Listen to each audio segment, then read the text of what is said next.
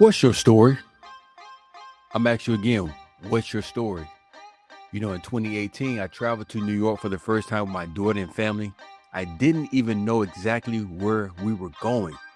I just knew there was a book expo and I was invited as a first-time author.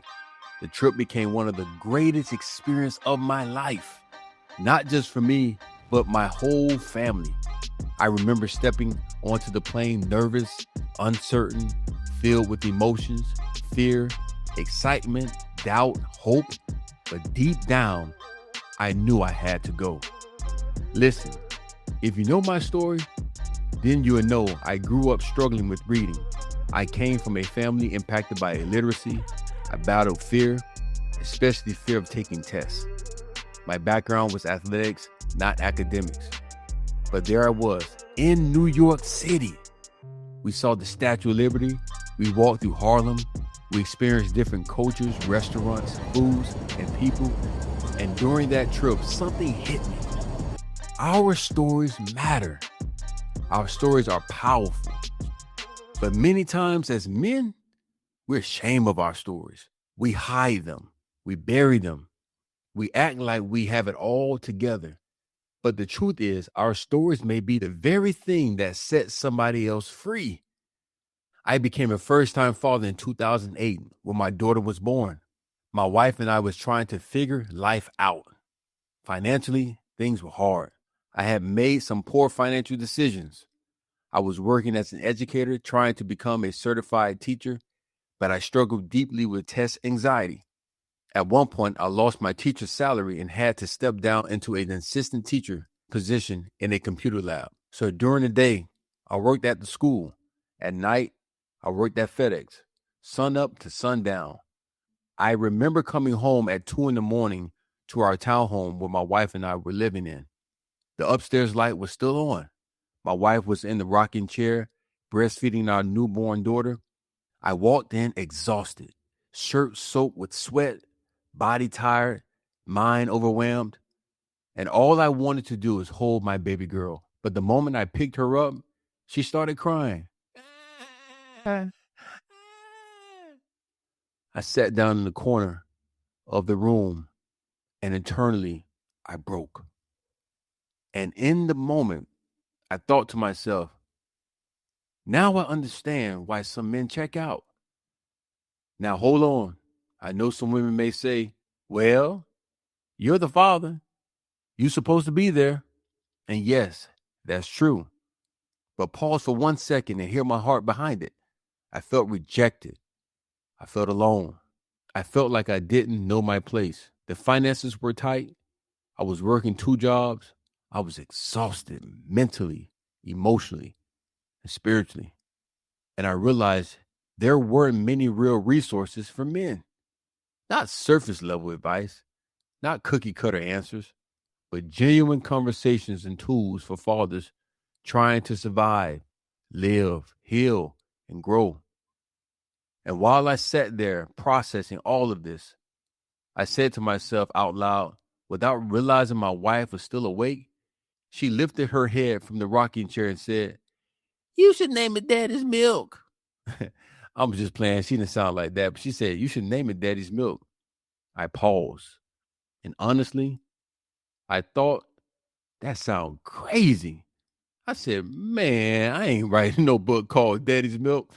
Man, that sounds like Mr. Rogers from Mr. Rogers' Neighborhood. But seriously, man, the next day, I sat in the computer lab. I couldn't stop thinking about it. I had time to process, time to reflect, time to wrestle with an idea. Then the revelation hit me. There is a powerful bond between a mother and her child through breastfeeding. It's skin to skin connection, nourishment, trust, comfort, and life. But here's the revelation for every man listening.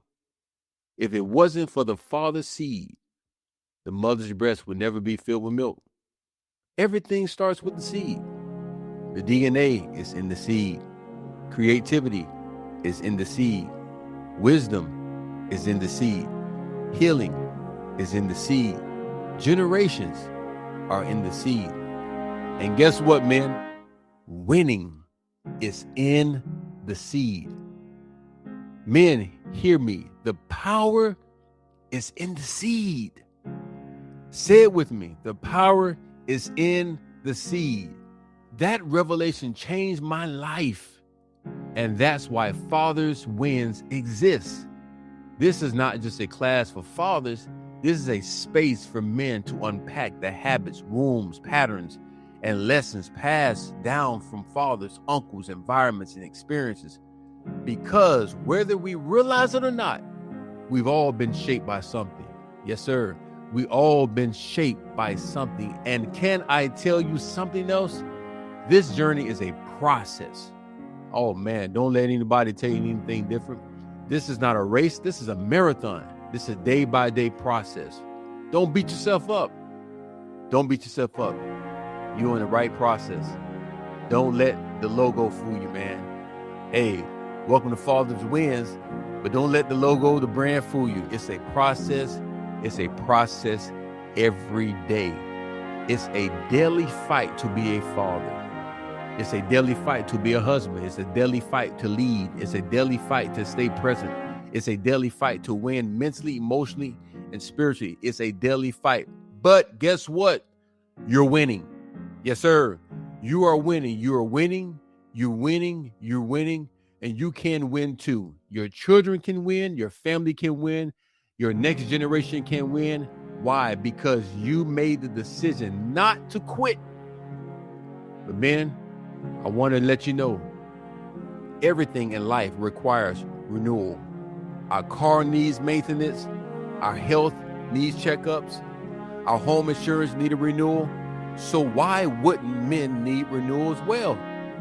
Hey, men, understand our communities matter. Your home matter. You matter.